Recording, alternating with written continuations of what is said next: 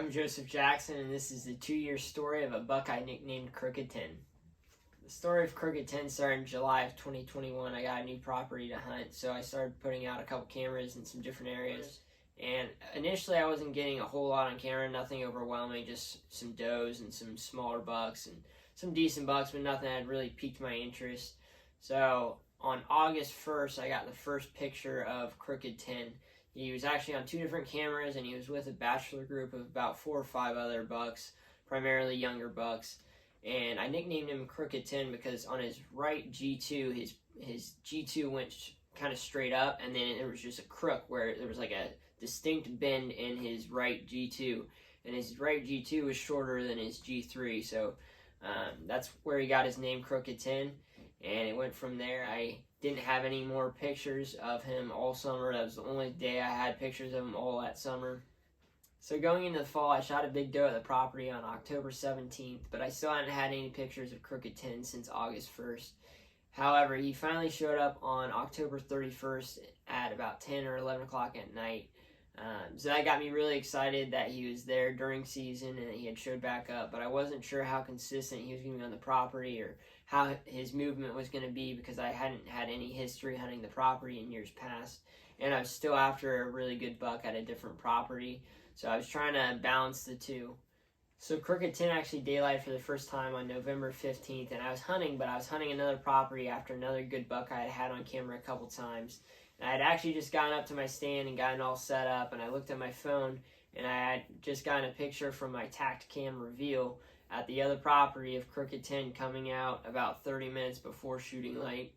So I hunted that morning, and for the evening I went to the other property to try to hunt Crooked 10, and I got in there and I checked a couple other cameras, and sure enough he had been in there a couple times in and out during daylight for the first hour or two of shooting light, but I did not see him that night. So he daylighted again on November 18th while I was at work, and although I was frustrated that I couldn't be in the stand that day, I was excited that he was daylighting again and that he was seemingly getting more comfortable on the property.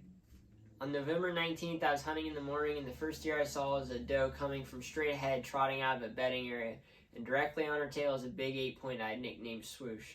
I ended up passing him because I was dedicated to killing Crooked 10, and I got some really cool footage of him chasing that doe. They worked their way around to my right and then back east off the property. I proceeded to see just about every buck I had had on camera for the previous month. One by one, they came out of the bedding area from straight ahead of me, kind of worked their way around to the right and worked that same trail toward where that doe had gone. The only buck I had not seen yet was Crooked 10. The movement had seemingly slowed down when all of a sudden I heard a twig crack in the leaves over to my right. I looked over, and to my surprise, Crooked 10 was standing there at 35 yards and coming in closer. He had come from the exact opposite direction of every other deer that morning, and he actually came in on the trail that the doe and the other bucks had gone out on. So I swung the camera around, and I had my sight set at 20 and 30 yards with a 2-pin slider, thinking he was going to come in closer. Instead, he stood there at 35 yards for a couple seconds and did a complete 180 and headed back the same direction the doe and the other bucks had. I tried to stop him, and at first he didn't hear me, so I tried to stop him even louder. He ended up stopping behind a tree, and when he stepped out from that tree, I tried to take my shot, but I was trying to use my 30-yard pin, and at that point he was probably about 45 to 50 yards. So I was trying to hold it a little bit high, but I still ended up shooting under him. I was extremely disappointed, and mostly disappointed in myself and making a bad shot, but I was relieved that I hadn't injured him. It was a clean miss. I was glad it was a clean miss, but I was also extremely disappointed that I felt like I had blown my opportunity. On November 30th, I had my second encounter with him. Before shooting light, he was directly underneath me, and I could see through my binoculars that it was him. It was gun season, but I was hunting with my bow, and I had high hopes because he had gone back west toward the bedding area, and at some point he would typically head east to get off the property. So about 30 minutes into shooting light, here he came. He came out of the bedding area from straight in front of me, but instead of coming through my opening, he ended up looping around and going behind some trees and some brush where I didn't feel I could get a clean shot. I was excited to have had another opportunity at him, but I was also worried, being gun season, that he might get shot by somebody else. Throughout December, I was getting pictures of him, but it was very sporadic. Sometimes he'd be there a day and then gone for a week. I was glad he had survived gun season, but he was not consistent and he was not daylighting. On the evening of January 6, 2022, we got some fresh snow and we're going to be getting some big temperature drops. That evening, I got some daylight pictures of Crooked 10 and a few other bucks, so I decided to go in on January 7th for a morning sit. At first light on January 7th, I could hear some deer crunching through snow coming down the opposite ridge across the creek from me. I looked up and I saw Crooked 10 leading a bachelor group of 5 bucks across the creek towards me. I got my bow and got ready, but all 5 of them came in within 20 yards and I could not get drawn back. Crooked 10 was 10 yards beneath me and I could not get drawn back because there was way too many eyes on me and they were already on edge. I thought about leaving work early that afternoon and going in for an evening sit, but I decided not to because I didn't want to overpressure him and push him out of the area, especially considering he had already survived gun season at that point. He ended up daylighting that afternoon with an hour and a half left to shooting light, but I wasn't there. After that, I had pretty much made up my mind that I was going to let him go until the fall of 2022 and hope that nobody shot him the last couple weeks of season. On January 12th, I was at work when I got some pictures from one of my cell cams of a guy walking in front of the camera. Another minute went by, and you could tell he had stuffed it inside his sweatshirt, so I ran and clocked out and sped there as fast as I could. As I was driving, another one of my cell cams started facing the ground and in the sky, and then you could tell he had also stuffed it in his sweatshirt. So as I was driving, I was updating the feed from the cameras, and right before I got there, you could tell he was back at his vehicle because you could see the interior of the vehicle. So I knew there was only 2 spots he could get there from. He could either get there from a neighborhood or from a dead end. As I was driving, you could see there's nobody parked at the dead end road, so I made a turn into the neighborhood that they were developing and started looking for the guy that kind of matched that description. As I was driving, I looked over to my left, and I could see a construction worker at one of the houses that they were working on, and he looked exactly like the pictures I had. So I parked my car and walked up to confront him. Anyone that knows me knows that I don't normally cuss, but I was really ticked off, and few things tick me off like a thief and a liar. I work hard for what I have, and I don't appreciate other people thinking they can just steal from people who worked hard to earn what they have. When I walked up to him, he was knelt down with a circular saw getting ready to cut a board. I said, "You were just back in those woods, weren't you?" He said, "Yeah, I was." And I said, "Yeah, you just stole my cameras." And he said, "Oh, no, I didn't." And I said, "They're freaking cellular." Then he said, I'll get you your cameras." And I said, "Yeah, like right now." So he set down his saw, and that's when I started recording.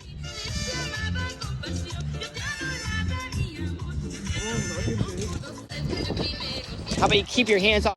That's not yours. That's private property. Yeah, and it's my property. Oh, I didn't know that. Well, then why were you over there if it's private and it's not yours? I deer hunt too. I didn't know. So you think you can just steal cameras from other people's property? Stealing them. Then what were you doing? You just borrowing them, gonna return them? I seen them there. I didn't know how long they were there. They're full of water, so. No, they're not. I was there 2 days ago. Here, I got your batteries too. After he gave me my cameras back, I told him don't ever even think about going back in those woods, and I sped back to work. I got pictures of Crooked 10 through January 29th, and then he either shed his antlers or moved out of the area. In the spring, I found out that the neighbors had let somebody else hunt their property, and they had shot a deer during the late season. They didn't tell me whether it was a buck or doe, so that made me a little bit nervous that it could have been him, but I was still holding out faith that he had made it through the last week or 2 of season. In the spring and summer of 2022, I wanted to do as much prep work as I possibly could for Crooked 10 to show up in the fall. I prefer not to use corn piles or feeders because I feel that most mature deer know that something's up and they're leery going to them. However, there's not a lot of natural food source on that property, so I wanted to put in a couple small food plots. So in the spring, I put in a clover plot and it grew a little bit, but not very well. So in the summer, I spent most of my vacation week cutting down trees, tilling the ground, planting a couple small food plots, and they grew a little bit, but then they started fizzling out. So I tried replanting and I tried fertilizing, and they still grew a little bit and then fizzled out. I just couldn't get them to grow, and I think it was just because there's too much foliage and they weren't getting enough light. Due to my efforts with the food plots not working out, I resorted to using a corn pile to try to have some food source to keep does in the area and therefore bring bucks around during the rut. I don't feel that using a corn pile is ideal, but at this point that was my last option as far as having a food source. I was hoping I would at least get a picture or two of Crooked 10 during the summer to know he was still around.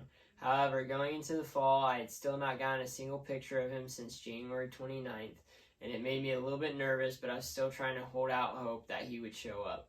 Finally, on October 17th, he showed up for the first time in nearly 9 months, and the hunt was on.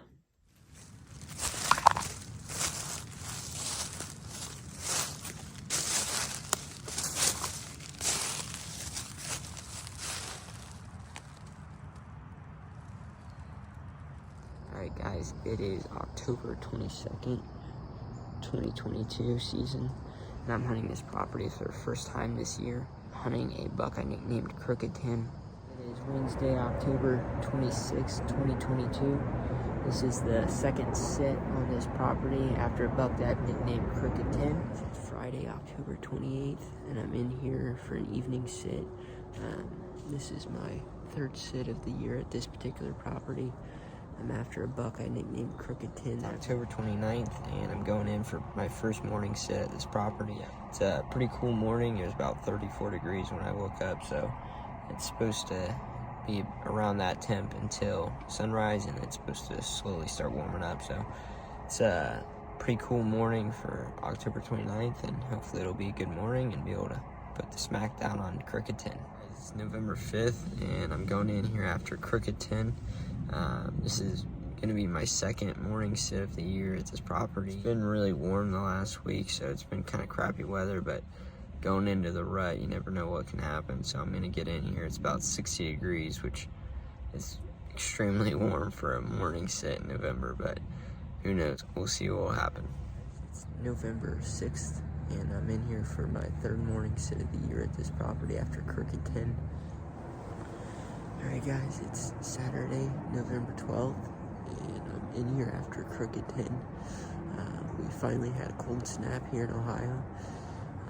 It went from a high of the low 60s yesterday to a high of about 40 degrees today, so it's supposed to be about 37 to 38 degrees the majority of the day today. So it's starting to heat up at this particular property. I actually am just now starting to see some chasing and some pretty heavy rut activity. In fact, I got a short clip of a doe running out of a bedding area, just sprinting through, and then right on her butt was a big buck. I couldn't tell if it was Crooked 10 or not. I was trying to get the camera on him. But it was definitely a nice buck. It was either Crooked 10 or it could have been a buck I nicknamed Lawnmower.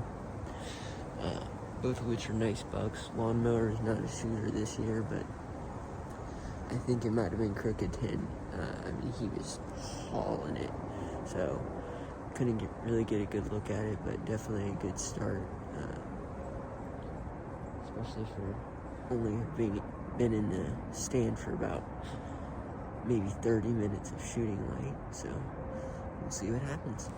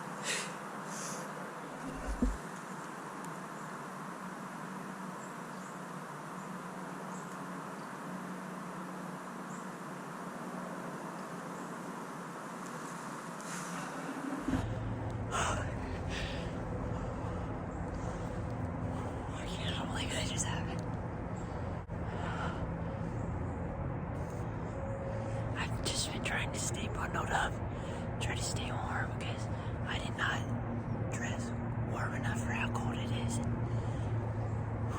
It's been raining and snowing and it's just been nasty. I looked up and he came just straight in, 12 o'clock straight ahead of me, came straight in. He was at like 28, 30 yards.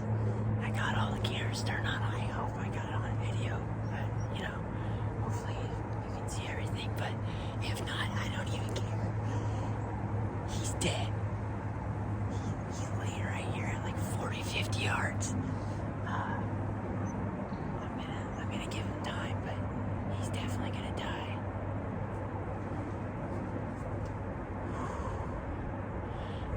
Let's go. November 12th, 3:55 in the afternoon. Let's go.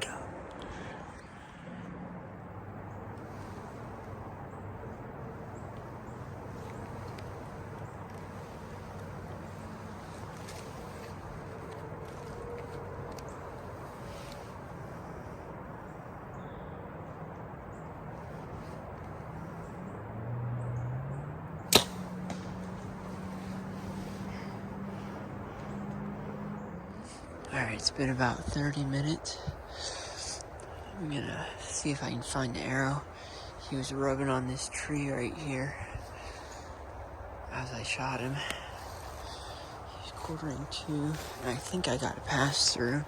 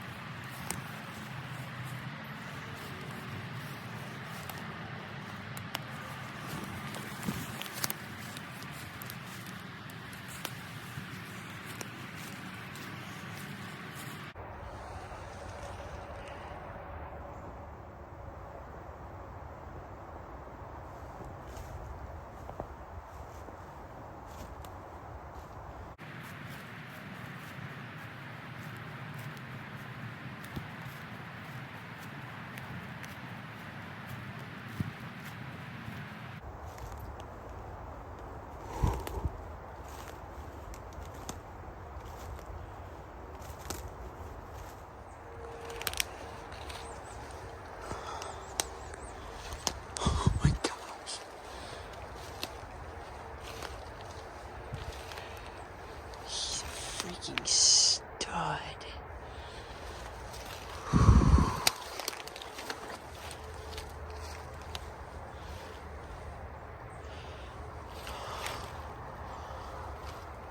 Oh my gosh.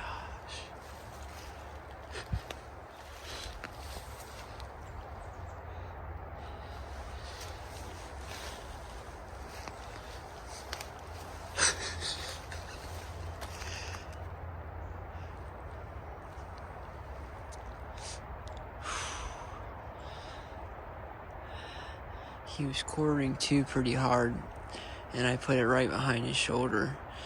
The exit was basically in his guts, but the entrance, from what it looked like anyway, was perfect. He only went 40 yards. Whew. Yes, thank you, Lord. 2 years after this buck.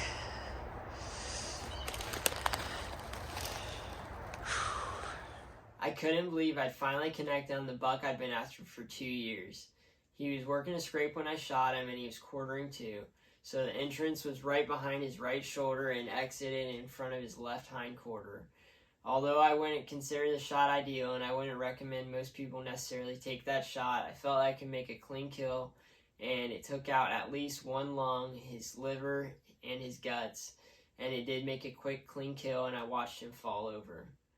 I ended up having my good friends Justin and Zach from Creek Kings Outdoors come out and help take some pictures and videos and load them up. So if you always want to see some awesome pictures and videos they did and some of the fun we had, I'll put the link to the recovery video they did down in the description. If you haven't already, I'd definitely check out their channel because they both killed some studs last year and they're on some giants this year. So that's the full 2-year story of Crooked 10. I hope you guys enjoyed the video. If you did, give it a like, comment, and subscribe. The majority of this was filmed from my iPhone, and the entirety of it was edited from my iPhone. So it definitely made for some challenges. What the heck? Trunk ajar. What the heck is going on?